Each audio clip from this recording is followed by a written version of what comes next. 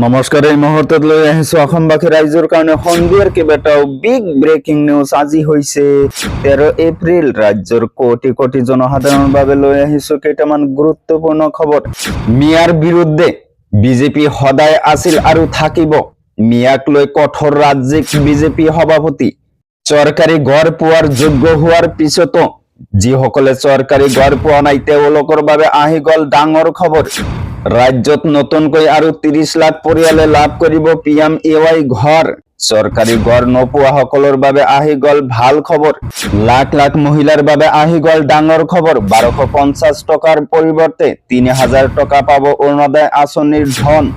লগতে অসম তথা ভাৰতবৰ্ষৰ বিভিন্ন প্ৰান্তৰ পৰা যুগত কৰা হৈছে কেইবাটাও গুৰুত্বপূৰ্ণ খবৰ। এনেবোৰ খবৰ নিত পাই থাকিবলৈ চেনেলটো সাবস্ক্ৰাইব কৰি ভিডিঅ'টোত এটা লাইক কৰিবলৈ নাপাহৰিব।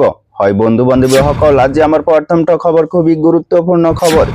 লগতে অসমবাসী ৰাইজৰ কাৰণে এটা ডাঙৰ খবৰ। মিয়াক লৈ বৃহত্তৰ অসমীয়া জাতি নহয়। মিয়াক বাদ দি খিলঞ্জীয়াৰ অসম গঢ়াৰ হুংকাৰ। মিয়াৰ বিৰুদ্ধে বিজেপি সদায় আছিল আৰু থাকিব। মিয়াক লৈ বিজেপিৰ স্থিতিত নাই কোনো আপোচ। মিয়াৰ বিৰুদ্ধে দলৰ স্থিতি অপৰিৱৰ্তিত থাকিব বুলি ঘোষণা। নতুন বৰ অসম গঢ়াৰ ভয়ংকৰ চক্ৰান্তৰ বিৰুদ্ধে গজৰি উঠিল দিলীপ শইকীয়া। মিয়াক লৈ বৃহত্তৰ অসমীয়া জাতি নহয়। মিয়াক বাদ দি খিলঞ্জীয়াৰ অসম গঢ়াৰ হুংকাৰ। তাৰ পিছত জনাইছো আমাৰ দ্বিতীয়টো খবৰ খুবই গুৰুত্বপূৰ্ণ খবৰ। লগতে অসমবাসী ৰাইজৰ কাৰণে এটা ডাঙৰ খবৰ। যিসকলৰ চৰকাৰী ঘৰ পোৱাৰ সম্পূৰ্ণ যোগ্যতা থাকাৰ পিছতো ঘৰ পোৱা নাই তেওঁলোকৰ বাবে আহি গ'ল ডাঙৰ খবৰ। চৰকাৰী ঘৰ নোপোৱা সকলৰ বাবে আহি গ'ল ভাল খবৰ। ৰাজ্যত নতুনকৈ আৰু 30 লাখ পৰিয়ালে লাভ কৰিব PMAY ঘৰ। নতুনকৈ আৰু 30 লাখ মানুহে কৰিছে জিঅ' টেগিং।